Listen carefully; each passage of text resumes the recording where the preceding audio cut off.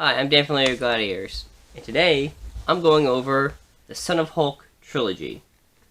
I'm going to go over all three of the books of the series and explain them, well, in the order that they came out in, which is chronological order. So the first one is Skaar, Son of Hulk. This one basically focuses on Skaar, spelled Skaar, and it starts off with the destruction of Skaar, the planet. Yeah, I know, Skaar, it's a little hard to get them, but it starts off with the destruction of the planet that led to World War Hulk. That's a whole nother story that I might get to in the future if I feel the need to. This book basically explains Scar's life as a kid and basically him growing up and how he used to live in the world of Skaar, its harsh lands and its dangerous beasts. Ends up with him as, I guess, an adult. It's never really explained how old he truly is. Where he ends up saving a tribe of people who are being attacked by a person known as the Axeman. The Axeman is a tyrant on this planet. He doesn't rule the planet. He's just a high-ranking figure who's just causing and wreaking havoc everywhere that he goes. Skaar decides that he wants to fight back against the Axeman, and it basically ends up leading to a war. That's basically what the first one's about. It's just about Skaar and him, and the thing is how it leads to the war. The second one is Hulk Planet Skaar. This one actually deals with the war. You know, Skaar fights Axeman and stuff like that. It also gives us a little bit of a background on why Axeman is doing what he's doing. What he's trying to do is basically protect his people by any means necessary.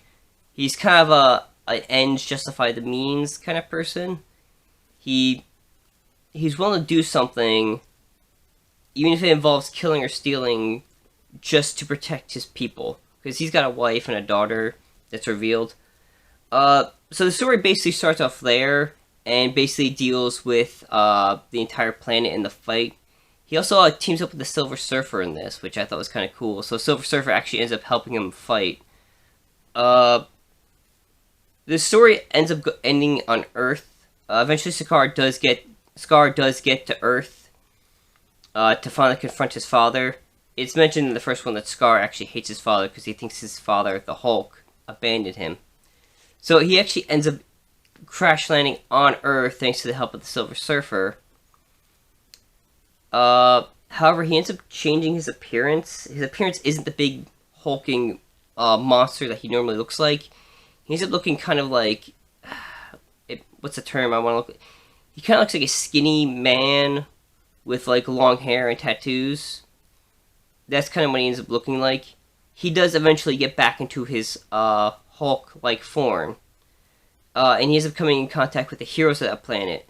The Fantastic Four, his, I think, second cousin, She-Hulk, and eventually his father, Hulk, who he ends up fighting. Eventually, he does fight his father, and he ends up, Hulk, they basically just end in a stalemate, where things Hulk realizes that this is his son, and Skaar is willing to forgive his father, although reluctantly forgive his father. And basically he ends up just living on Earth. The last one is Son of Hulk, Dark Sun Rising. This one does not focus on Skaar at all. He is mentioned, but it doesn't focus on him at all. It focuses on the Hulk's other son, whose name is Hirokala. He doesn't look like the Hulk at all. He looks more like his mother, who I think the race is called Strongborn. They kind of look like gray-skinned humanoids with black markings on them. So he looks more like his mother. The story goes all the way back to the beginning of the destruction of Skaar, where they're on a ship leaving the planet to be safe. Hirokala is seen as a messiah of sorts because of his powers and the fact that he's related to Hulk, who was the king of Skaar at some point. we end up learning that Hirokala may be a messiah to his people, but he's not a good one. We soon learn that he's actually very evil. Like, he almost commits genocide on a entirely different planet because the people there would not bow down to him. He almost commits genocide. Alright.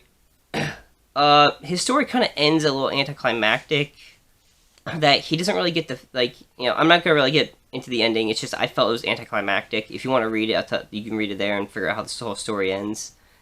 But basically, this one focuses on Hirokala and the evil things that he does, which is why it's called Dark Sun Rising. He's pretty evil.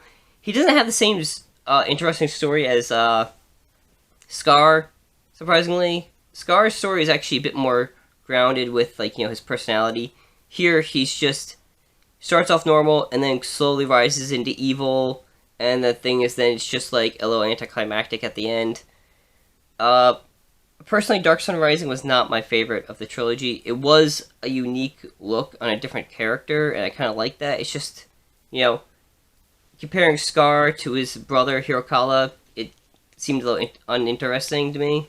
Because Skaar just seemed like a way more interesting character than Hirokala. I do think Hirokala's powers are kind of cool, and I do like that it's a villain story. It's just that, you know, I was hoping for these characters to, like, meet. They're both sons of Hulk, so see how brother versus brother would have been an interesting thing to see. But basically, like, you know, Hirokala is that thing is that, as an anticlimax, that he does lose his Messiah powers, but the way he loses them is kind of, dumb. You know, the thing is, like, he ends up going against a higher deity in, outer space. As I said, I'm not going to spoil the ending in case you want to read it, but he ends up fighting a higher deity, and he ends up getting, you know, wrecked by this thing. Because, you know, he got too cocky. So, that's the Son of Hulk trilogy. If you want to read them, these are the 3 books. First one is Skaar, Son of Hulk. Then it's Planet Skaar, and then it's Dark Sun Rising. I highly recommend them if you're a Hulk fan, or just want to read a new Marvel story. I think they're very underrated for what they are, and I enjoyed them, so hopefully you will too. If not, well, you know, maybe it's not for you, you know. So that does it here for Literary Gladiators. Until next time, keep reading.